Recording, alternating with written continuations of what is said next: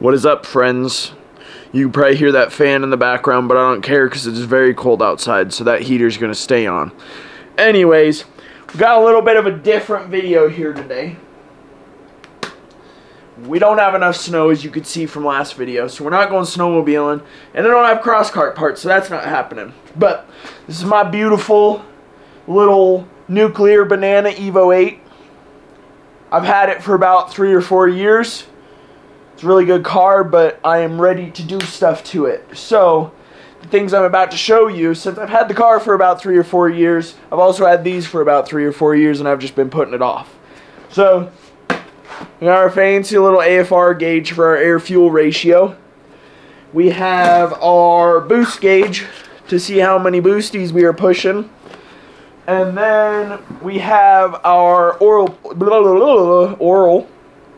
pressure gauge, so I can see what kind of oil pressure this thing's pushing. So I want to get all these in there so I can get the car tuned. Like I said, I've had them for 3 or 4 years and just have never put them in. It's one weekend I'm being too lazy, the other weekend we're doing stuff, so we're not putting it off any longer. For sure we're doing the AFR gauge and boost gauge. I'm not sure about the oil pressure gauge because I'm thinking about tapping into the port where the stock oil pressure sensor is, so I'm hoping I can just unplug that sensor and it's not going to throw a light.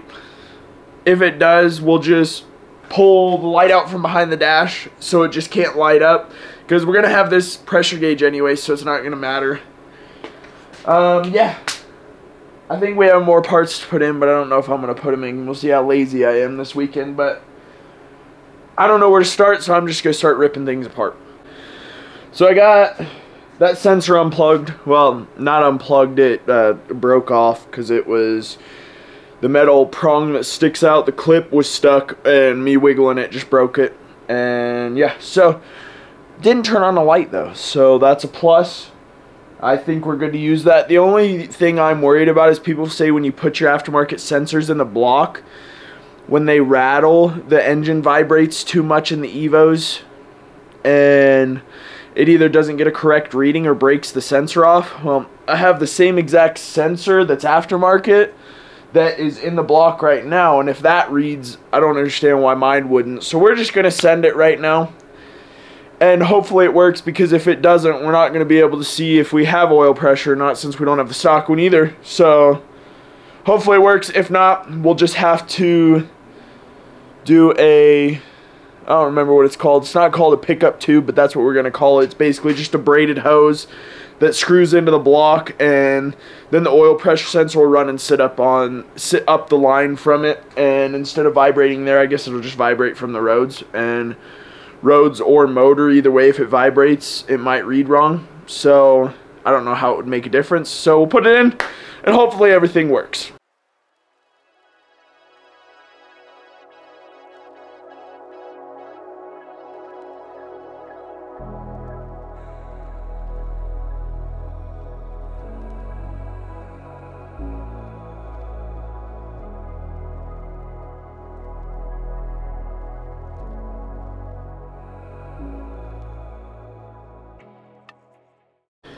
Alright, so as you guys saw, the first thing that I decided to do was pull my interior apart. This piece goes all the way across, that's why that's off. So we're just working here. I'm trying to find my ground and everything. So ground and accessory power, because it shouldn't need constant power with how these gauges are. So we might be able to run a ground off over here, just run all my ground wires to an eyelet over there, but we're going to need accessory. And in my last car I had a Subaru that I put gauges in, and I just tapped into the radio accessory when the key's on. So I think I'm going to do that again. And now that this is out, we can run wires back there and then up and out through right there. So we're good to go there. I kind of just have to get motivated to start running wires because I hate doing that, but we got a pillar that's going there with 3 pods, so I'm gonna have to put this stock one back in and drill holes in it for it to work, and then the other pillar trim attaches to that with screws, and then there's little beauty covers that go over it so you can't see the screws. So hopefully everything looks good, and then hopefully that regular trim piece stays attached and doesn't continue to fall off, because it wasn't very tight, so we might have to get some new clips for it. But right now we're doing okay. So I lied to you guys. 4 years ago when I bought the gauges, I also bought this little fuse plug-in, and I can throw fuses in here and run a power out. So all I gotta do is find an accessory that's not being used inside of the fuse panel, and I don't see why there wouldn't be an issue running 3 wires from one. I mean, I did it on my Subaru and nothing happened, and I'm not an electrician, so I don't see anything wrong with it. And if you guys see something wrong with it, it's already gonna be in there, so it's gonna stay. So as long as it works, it's gonna stay. But I also dug in here, and oh my god, is there a rat's nest. So that's my alarm. The people before me put it in, and they just ran it everywhere, didn't zip tie anything, make it look nice. So it's wrapped around every single wire in there. So for another project, I'm probably gonna end up changing that here in the near future. I feel like it's gonna suck because it runs all behind the bottom trim down there, and I don't know what it looks like under there, but if it looks anything like this, it's really gonna suck. But this made my life a lot easier. I just have to get a test light now and figure out which one gets power when the ignition's on, and hopefully it makes it go a little bit quicker. So I've been sitting here for about an hour just trying to get everything together and figure out how I'm gonna do this. I think I'm just gonna be able to wire one of the gauges up in here tonight, because I want to go get another one of these fuses, because I think I'm gonna run my boost gauge and my oil pressure off of the same fuse, because the boost gauge, the only power it's taking is to light it up, but I have a digital oil pressure gauge, so it's gonna need everything. So I think those two will be fine on the same power. But I feel like the AFR gauge is going to take a lot more power, so I think we're going to go those two together and then the AFR on its own just to be safe. So right now I can kind of just put wire on the back of the gauges, so that way when we slide them in, we can get them relatively easily, I'd like to say. But I'm also wondering how much I have to shave that trim piece, or if I could just drill holes and run the wire through the trim piece. I don't know, we could test fit that real quick, because that's what we're going to do first.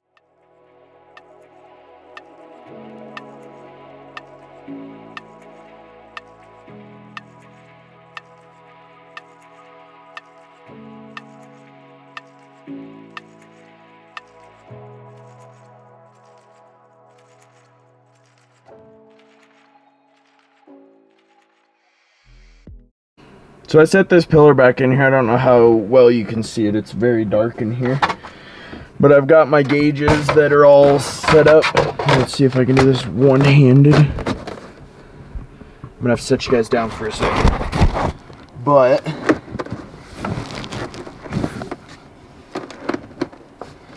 looks like there might need to be a little bit of cutting.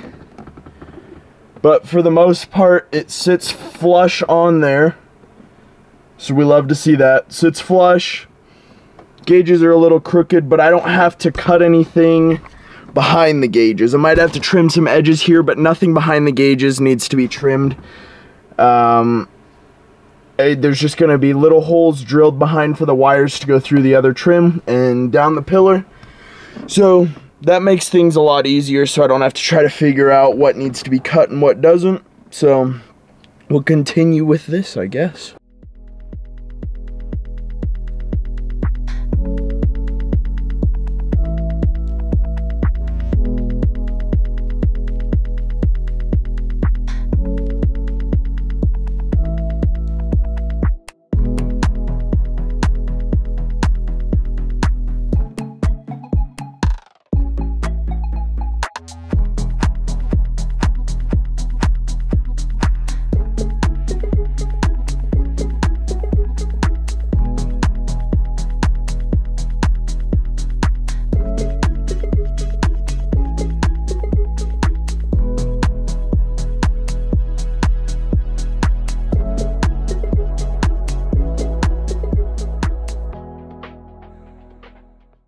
So I got everything torn off on this side like I wanted to get done.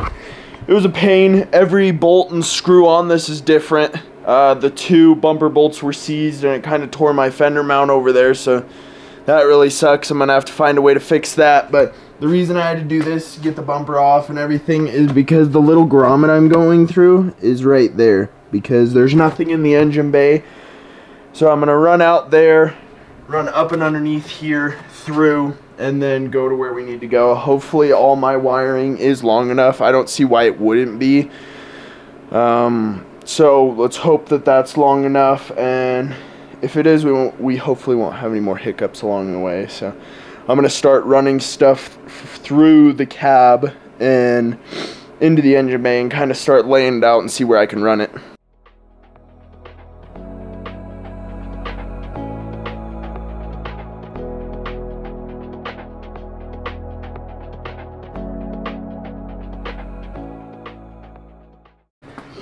So I got my AM wideband wire ran. I'm running it down there because down there's like a little gap that hopefully the sensor will come through and it'll stick up to right here. That's how it was on my Subaru. Obviously this is a lot different, but kind of drilled a hole in the subframe of my Evo to do that last time because I welded it in and didn't make sure it was in the right spot. But I think that's the only spot we could put it. And it kind of runs back here, coming around my fuse blocks, and then around and under. It's gonna go under the fender liner and it goes in right there. And inside here, on the outside of everything, we have enough for it to go up and plug in. So we're good there. I'm gonna run a boost line next, and then I'm gonna run my wire for my oil sensor. And you guys are probably just staring up here, weren't you? I'm not looking at the camera. So boost, I'm gonna run the hose for my boost gauge, and then oil pressure wiring. Then that should be all we have to run through the side of the fender. And then after that, we can kind of start putting everything back together. And that's a lie, we're not gonna put everything back together. We're gonna wire it up and make sure it works first before I put everything back together, because that would suck to take back apart. So I'm not gonna record running these next things because it should be quick, and then I'll get back with you guys. So I've got what I can ran.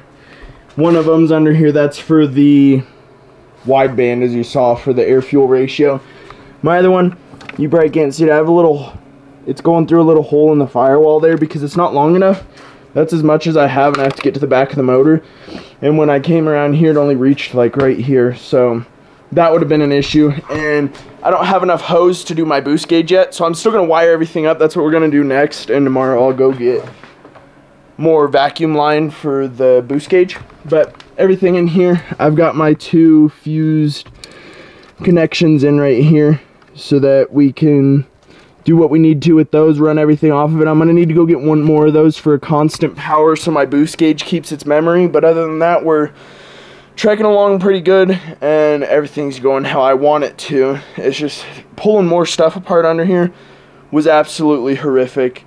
Mismatched screws, nuts, missing nuts. It's bad. So putting this thing back together is not gonna be fun because I'm gonna do it the right way, which is gonna kind of suck because then this side of the car is gonna be right and the other side is gonna be wrong. So we're gonna have to do that one at 1.2. But this is our main focus right now, and hopefully once I attach everything, it works. So that'll probably be the next clip after this time lapse, is if it works or not.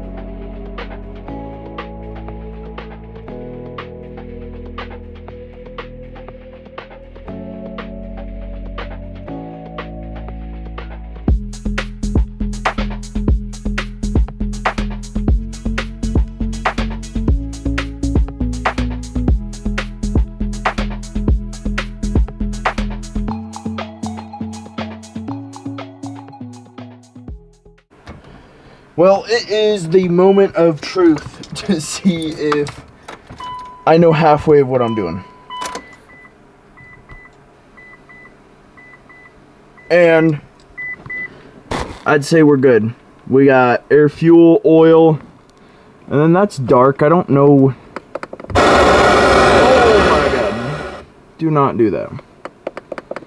There should be like a color mode on my boost gauge. So we're gonna have to figure that one out. It might be because I'm not hooked up to a constant right now. Or maybe it's not getting enough power. I don't know. I mean, let me shut the lights off real quick. And we'll see. Yeah, so I mean, you can see it a lot better now, but I mean, it's still pretty dark. I don't really know at the moment what would do any of that, because it's not hooked up to a dimmer switch or anything, but I don't know. I'll see what changes the colors and everything, and if I need the constant hooked up to change the colors, so maybe we'll do that real quick and see what it does. Alright, I got my little ghetto constant here just to see if I have to hook it up to be able to do everything else that I want to. And with that, it does indeed work. I can swap through all the colors that I want, and it's a lot brighter too. So these are pretty bright. That one's not as bright. I know it's flashing because that's LED, so that's why you guys can't see it very well.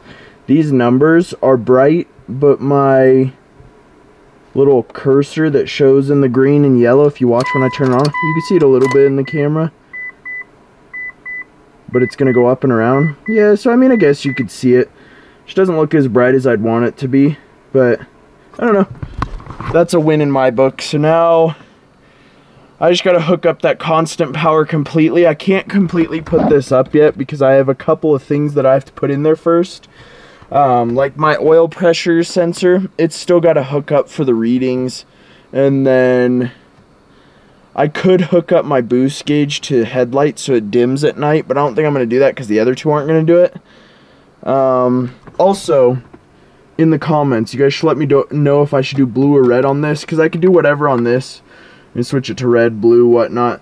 This one, I just have to swap wires on which one I'm using, so I could change that. So let me know down in the comments what you want me to do, red or blue, which one would look better. I'm kind of leaning towards red because that's red, and with that red it looks kind of good. So maybe all three red, but we'll see what happens here in the near future. And so yeah, now I gotta weld that O2 sensor into my exhaust, into my downpipe. Not the O2 sensor itself, but the bung, so I can screw the O2 sensor in. And then we'll be pretty close to wrapping this project up. Okay, so long story short here, can't use that oil pressure spot, wrong size. That's smaller than an 1/8 inch, so I can't figure it out. So I bought the relocation kit, so I have a braided line that's gonna go into the oil filter housing and then run up the firewall, and that's where my oil pressure sensor will sit. So we're on hold with that. Still didn't go get vacuum line. I've been out and about who knows how many times today trying to find everything for the oil pressure sensor and haven't found it. So we just jacked it up. It was really sketchy, but so I could get under here and get to my downpipe a lot easier. And I have everything marked out for where my O2 sensor bung is gonna go. And yeah, I don't think we're gonna get it put back together in this video, but I'll probably do that off camera. But here soon, hopefully we'll have it tuned too, because it's running really rich and low boost. So it's going to be nice having this stuff done, but it sure has been a pain. Alrighty, that thing's out now. That was a pain. I marked it while it was in there, so we're going to have a hole somewhere right in there, and that's where it sits good in the subframe and everything. So sits in between the subframe and the CV axle. So I just got to make sure that the wires are all ran back so they don't wrap around the CV. But this is probably going to be the easiest part of everything that I've done so far. This should be the hardest, but that has proven that it's not the case today. So hopefully this goes how it's supposed to. Probably just spoke some dumb stuff to happen into existence because of saying that, but it should just be drill a hole, weld a bung, put it back in. So we hope.